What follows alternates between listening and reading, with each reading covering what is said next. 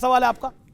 Sir मेरा उन sir से सवाल है कि उन्होंने बोला कि पहले हम अभी तो हमने एक के डिप्टी सीएम अलाउ किया है, फिर हम और करेंगे। ऐसे ही झूठे झूठे हमारे वादे करेंगे और फिर बाद में सोचेंगे कि हमें कौन सा अलाउ करने कौन से नहीं। कौन सर? वो कह रहा है कि देखिए ये झूठा वादा फिर करेंगे, अभी हम और मुसलमान डिप्टी सीएम को भी लेके आएंगे, एक और डिप्टी सीएम भी लेके आएंगे, तो ये वादे झूठे होंगे क्या? अमीश जी, हमने तो अपने जो वादे हैं वो पूरे करके दिखाए हैं।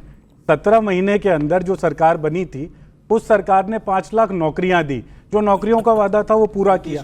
नई खेल नीति बनाई हमने, नई टूरिज्म पॉलिसी बनाई हमने, बिहार को वो जो 20 साल का दंश वो झेल रहा था उससे बाहर निकालने का वादा किया था, उसे पूरा किया।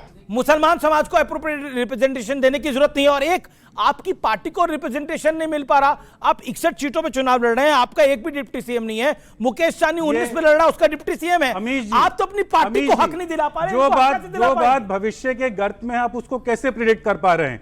अशोक गहलोत साहब ने क्या कहा? हमारी सरकार आएगी, हमारी सरकार में इतनी गुंजाइश है, हमारी सरकार में इतनी गुंजाइश है। मैं तो आज की बात कर रहा हूं, डिप्टी सीएम की बात रखेगी तो डिप्टी सीएम भी मिलेगा। चुनाव लड़ रही है वो उसका एक भी डिप्टी सीएम नहीं है। समाज से आने वाले अगर नेता जो अति पिछड़ों में भी पिछड़े हैं, आप उनके लिए गुंजाइश होगी, हक दिलाएंगे, उनको भी जगह मिलेगी। हमारे यहाँ समावेशी सरकार होगी। आप इनको कह रहे हैं हम इनको हक दिलाएंगे, आप अपनी पार्टी को हक नहीं दिला पा रहे जनाब। हमने तो पूरा हक कहां दिला पाए? आपको चुनाव लड़के डिप्टी सीएम नहीं ले पाए आप। जी, मुकेश सहनी ने आपको धमका कर डिप्टी सीएम ले लिया। जी देखिए ना, देश के अंदर जो माहौल है और खास तौर पे बिहार में, वहां जो आइडियोलॉजी की लड़ाई है ना, उसके लिए हमने अगर एक कदम पीछे भी लिया तो इसलिए क्योंकि बिहार की जनता को 20 साल के उस अंधेर काल से बाहर निकालना है। और अब जब बाहर लेकर जाएंगे, आप हर जगह ही एक कदम पीछे ही लेते हैं। बंगाल में कदम पीछे लिए, दिल्ली में कदम पीछे लिए, यूपी में लिए, बिहार में लिए। प्रदीप भंडारी और आगे बढ़ सका जाए। ये युवक ने बहुत सही सवाल पूछा। बिल्कुल आप याद करिए, इनका समय था लालटेन लालटेन लालटेन लालटेन वाला। बिहार में बिजली नहीं दे पाए और हमसे बात करते हैं आज बिहार में 125 यूनिट फ्री बिजली आती है। ये इनमें फर्क है।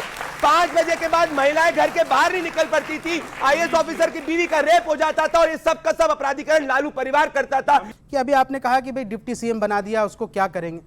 ये बात जान लीजिए कि सनम बेवफा नहीं, तेजस्वी जी बेवफा हो गए।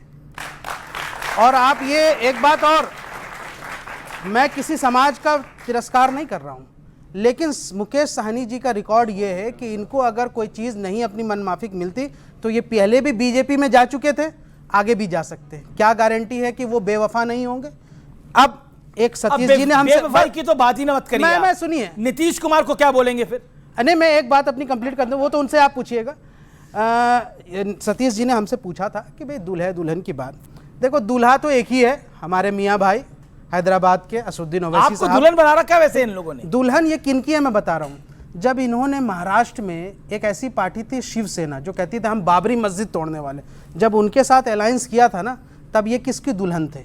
जिस स्टेट में जाते हैं सबकी दुल्हन बन जाते हैं। बिहार में जाते हैं आरजेडी की दुल्हन बन जाते हैं, झारखंड में जाते हैं जेएमएम की दुल्हन बन जाते हैं, साउथ में जाते हैं किसी और पार्टी की दुल्हन बन जाते हैं, महाराष्ट्र में जाते हैं शिवसेना की दुल्हन बन जाते हैं। अरे भैया, दुल्हन तो आप हो, दूल्हा तो सिर्फ हमारा मियाँ भाई है और उसका नाम बैरिस्टर असुद्दीन ओवैसी है।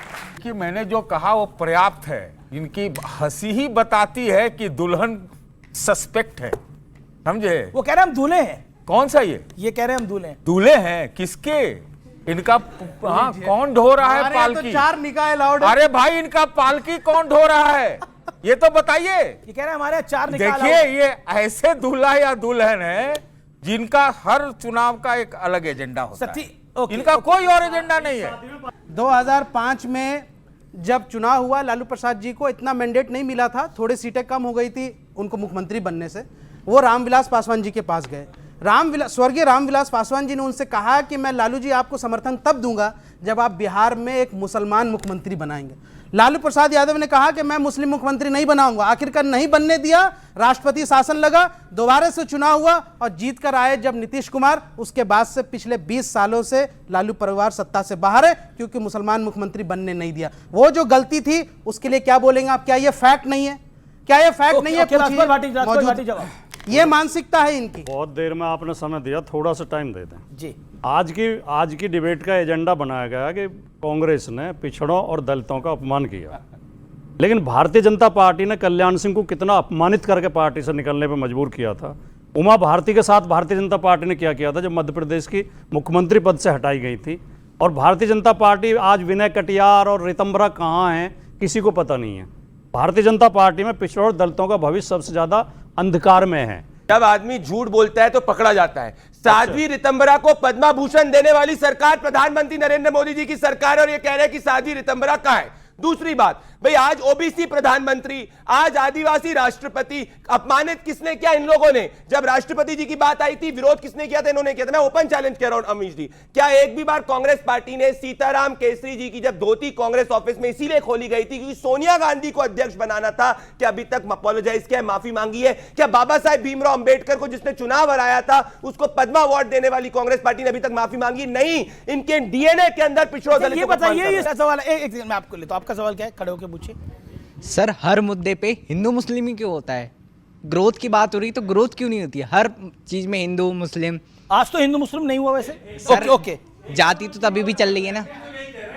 बिहार की जो आर्थिक स्थिति है, वहां जो पलायन की ठीक है, स्थिति प्रतिभा भंडारी है, आपसे बेरोजगारी की ये स्थिति है, सवाल प्रतिभा आप उस भंडारी पर से बात करिए। प्रतिभा यहाँ तो भंडारी बात जवाब किसी इस और बात चीज पर लेकर चले जाएंगे। इस पूरी डिबेट में ये कह रहे हैं मुसलमान को बनाएंगे, ये कह रहे हैं मुसलमान को क्यों नहीं बनाया, ये कह रहे हैं मुसलमान को। अरे हम बिहार की बात कर रहे हैं, ये सिर्फ मुस्लिम मुस्लिम अरे मुस्लिम तो हिंदू जवाब दे करने दो की ना बात भाई, कर रहे पूरे हैं। देश के इनसे अंदर 14% कम पर कैपिटा इनकम क्यों है? आप इस देश के अंदर सबसे कम पर कैपिटा इनकम कह रहे हो, दुगनी इस पर देश के कैपिटा अंदर इनकम मैटरनिटी के जो आंकड़े शांति, सबसे खराब आंकड़े क्या हैं? 7,000 से आप 66,000 सीधी बात करिए, आप बात करिए पलायन के ऊपर। सर जैसे कि अभी सब जानते हैं कि जो भी ये जर्नल है एससी और एसटी जितनी ओबीसी है ये सब सही है, चलो ठीक है। और जो भी संविधान बना था, जैसे जब संविधान बनाया था भीमराव अंबेडकर जी ने, उन्होंने समानता दी थी, बोली थी कि समानता होनी चाहिए सब में।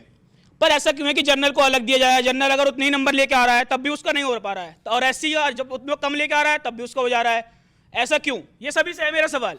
सभी से। अरे ये ऐसा सवाल आपने पूछे, सभी की बोलती हो जाएगी बंद। समाज इस पे। में किसी की हिम्मत नहीं है इनमें से बोलने की। बच्चे का जवाब वो देखो, बच्चे का जवाब कोई का जवाब देगा ना। बीजेपी बोलेगी, ना कांग्रेस बोलेगी, ना जेडीयू बोलेगी।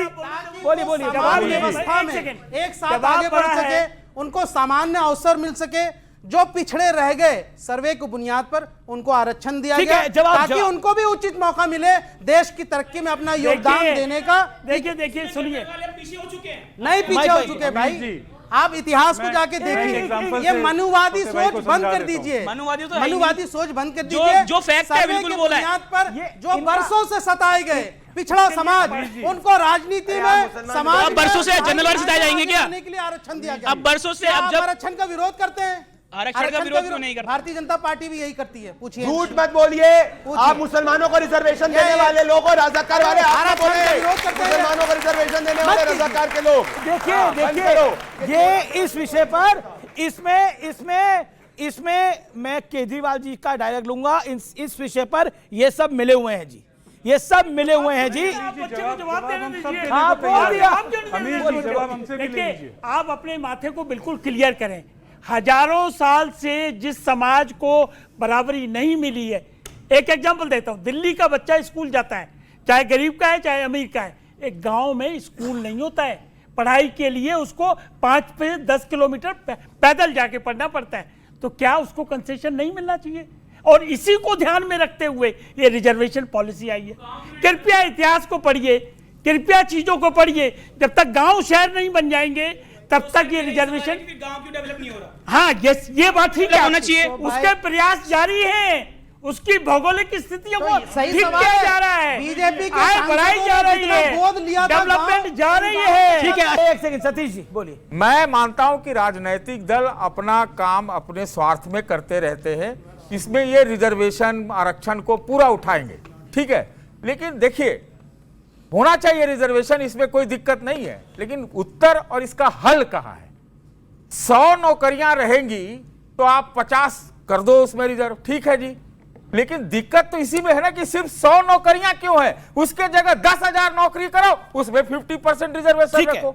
हल तो यहां है।